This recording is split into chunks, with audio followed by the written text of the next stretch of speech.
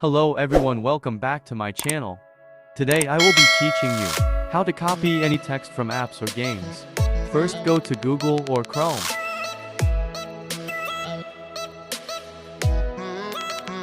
Find any text that you want to copy.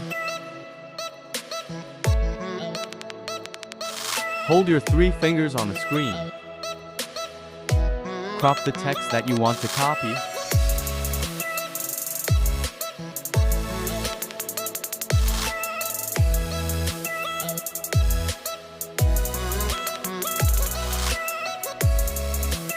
Click Translate. Then click Text. Hold your 1 finger on screen.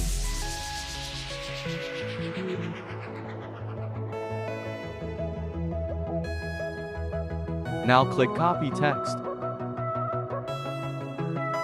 Open the app that you want to paste the text.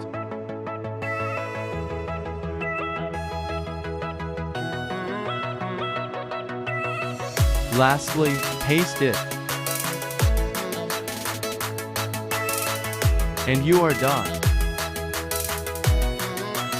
That's all for this video. Thank you for watching. Bye.